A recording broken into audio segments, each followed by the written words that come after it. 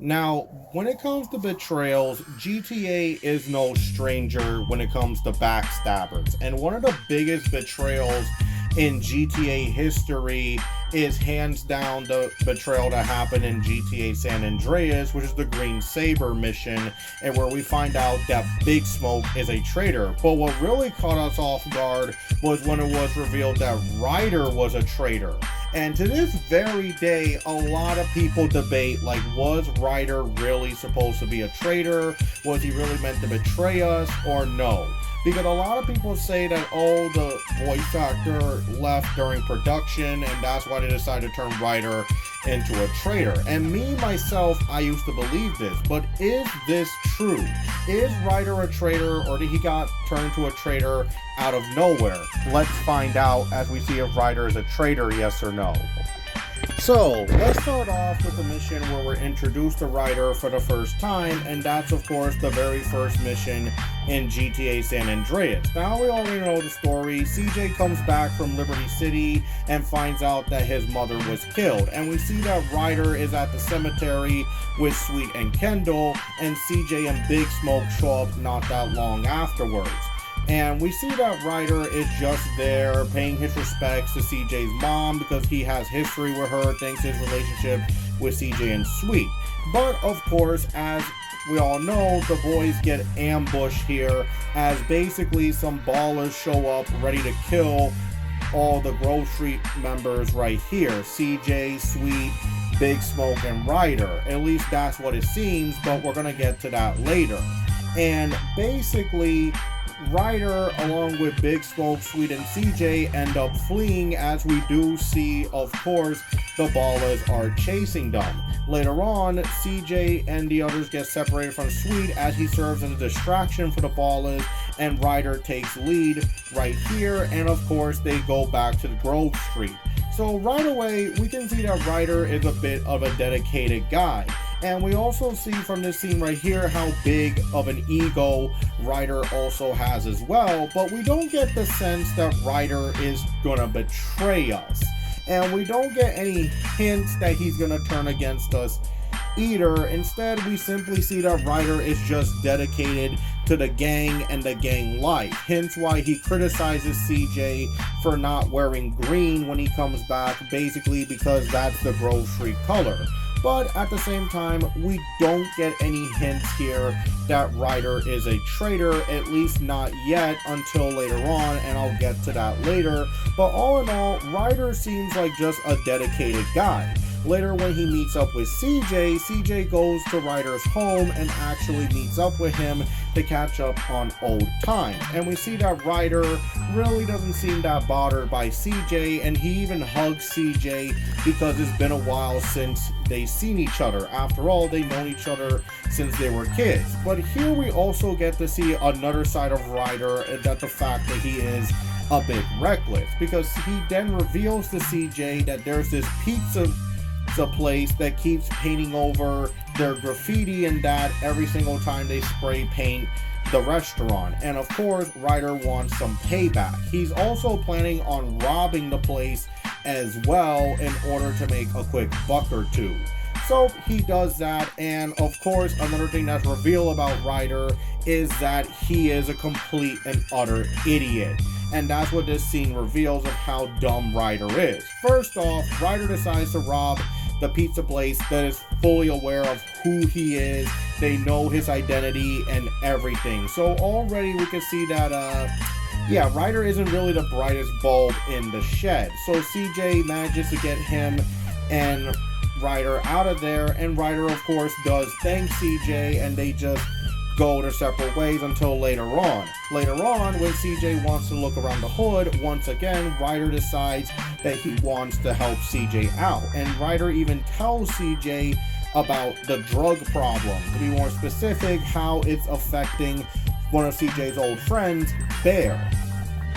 And right away, Ryder even tells CJ that he hates drug dealers and he hates how they destroy the hood. So once again, we don't get the hints that Ryder is going to betray us, and he even goes as far as to going with CJ to kill a crew of ballers in their own home, fully showing us that he really didn't have any backstabbing intentions here whatsoever. So this is again making people think that Ryder turning bad against us came out of nowhere, because really in all the missions we play, we never get the hint that Ryder is ever gonna turn on us. And this continues later on the other missions, like when Ryder ends up helping us get guns for Grove Street. Like for example, he basically has us rob this old retired colonel from the military, and he has a bunch of guns in his home. CJ and Ryder ends up stealing it from him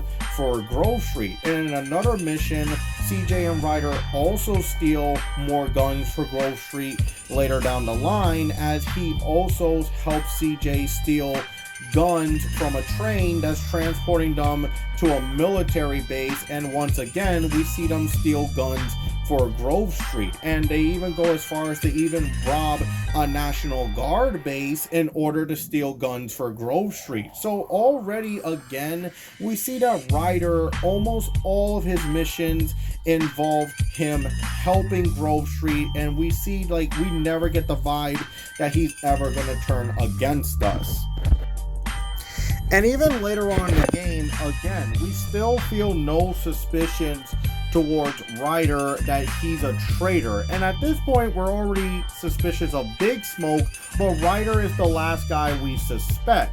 And this is definitely something we did not see later on. And this is also shown like when the ballers attacked, Ryder was actually ready to actually help us out, and he was also ready to fight against the ballers that were attacking Grove Street. And I'm going to get back to this later on, but bottom line is that again, we have no suspicions of Ryder whatsoever, as he shows like he's not going to do anything wrong with us. However, we do see that Ryder's cowardly side does show when the police do raid the hotel that the Grove Street family bosses are having, and he does flee with Big Smoke. But of course, we get his trust back when Ryder comes back to help us again. Ryder is even the one to give CJ the gun that he uses to fight off the police when the police are, of course, chasing the gang, and CJ kills a lot of them with this AK-47, fully showing again Ryder is giving off the hint that he would not betray us. And like the others, he too manages to escape the police in a very crazy encounter where they almost die. However, this is when it happens, when Ryder, of course, betrays us along with Big Smoke, and it completely catches us off guard. We are completely shocked that Ryder betrayed us, and we are shocked that he even did this. And again, we didn't get any hint that Ryder was going to do this, but it's revealed that yes, Ryder is in league with Big Smoke in terms of the betrayal, and he too is also working for Tenpenny, and therefore he too is trying to kill CJ, Sweet, and the others. Later on, we find out that Ryder is officially now working with Big Smoke in building his drug empire. Big Smoke even makes Ryder the new second in command of Grove Street when he basically takes over it. And this was extremely shocking. We don't meet Ryder again until later on when we're in San Fierro, where we see him with the ballers going to make a new deal with T-Bone and Torino. Now, at this point, CJ found this out that he was coming here from Caesar, and CJ wants payback on Ryder. So after murdering all the baller members that Ryder brought with him, CJ even kills, of course, the T-Bone's gang, and even murders T-Bone as well. Fun fact, in the beta, Ryder was supposed to be right here where we would shoot him, and of course we were supposed to chase T-Bone on the boat. But either way, it was switched up to be Ryder. But bottom line, CJ confronts Ryder, and Ryder attempts to escape, but as we all know, this does not end well for Ryder at all, as while he tries to get away, CJ ends up murdering Ryder once and for all, getting his revenge. Now, This leads us to the big question: was Ryder always intended to be a traitor? Because even to this very day, it still caught us off guard when it was revealed Ryder was a traitor, and the answer is yes. He always was meant to be a traitor. This was always the real plan for Ryder to actually be a traitor, and I'll explain how we saw the sign. Now that we now see that Ryder is a traitor, the question is, where were the signs that he was a traitor? Because I mentioned multiple times we didn't see it. Well, the signs were actually there. Because one of the first signs that Ryder was going to betray us is how constantly hostile he was to CJ. Ryder was constantly hostile to CJ throughout the entirety of the game. He was constantly hostile to CJ, and every single time his hostility to CJ kept rising and rising.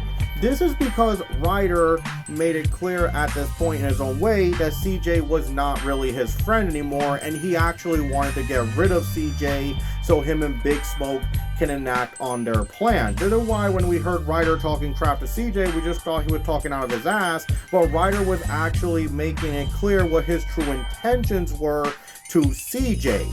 And this is why Ryder was really a backstabber. And let's also not forget, going back to the scene where the hood was under attack, notice that Ryder says he's gonna get backup, but he never did. This is even more foreshadow that Ryder was working with the Ballas this whole time, because he probably knew this attack was coming, hence why he wasn't here.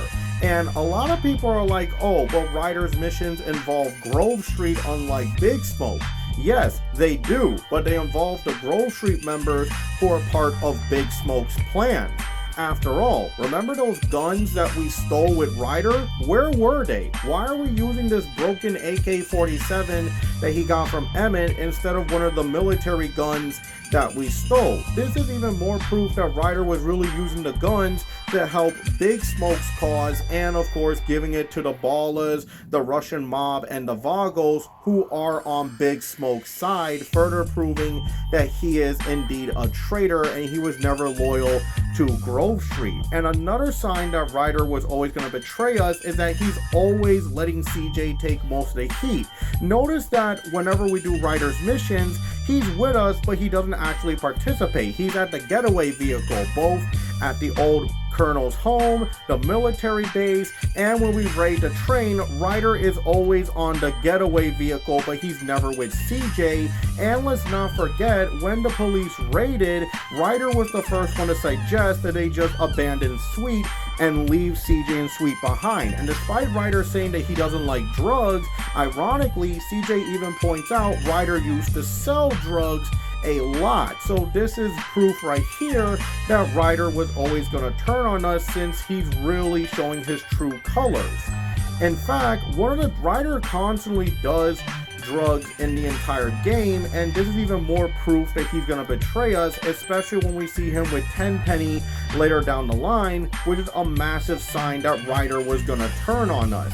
This was really proof that Ryder was always meant to be a traitor, and he was always going to turn on us. And a lot of people say, oh, it's because the voice actor, but ironically, the voice actor came out with a tweet and said, no, that was all the lines they told him to record, and he confirmed that this whole thing that Ryder was only a traitor because of him leaving during production was not true. So this is the biggest proof right here that Ryder was always meant to be a traitor. It was nothing to do with the production or the voice actor. Ryder was always meant to be a traitor. Just because Ryder wasn't mentioned that much when he betrayed us, that doesn't mean that he wasn't meant to be a backstabber. Ryder was always meant to be a traitor because that's how it was. And now this leaves us with the final question. Why did Ryder betray CJ and Sweet? Why did he betray his homies for life? It's simple. It's because Ryder saw them as holding him back. Ryder betrayed CJ and Sweet because he saw this opportunity for him to move up in the world to make as much money as possible selling drugs, and of course, because he was a drug addict himself, Ryder also saw this chance for him to finally do drugs no matter what, and that's why Ryder betrayed CJ and Sweet. And Ryder shows no regret for this. He doesn't care that he betrayed his friends for life. He didn't even care that he almost got them killed or was actually part of their possible murder. He did not care at all, and he always wanted to kill CJ and Sweet. And what's even interesting is that Big Smoke actually showed some regret doing this and was torn up that he had to do this, but Ryder didn't. And this was because Ryder is and always was meant to be a traitor. So I hope you guys enjoyed this video. Do you guys accept that Ryder was meant to be a traitor? Let me know. I hope you guys enjoyed this video. Like and subscribe to the channel. Check out my TikTok, Facebook, and Instagram. And I'll see you guys next time. The Gwave signing out.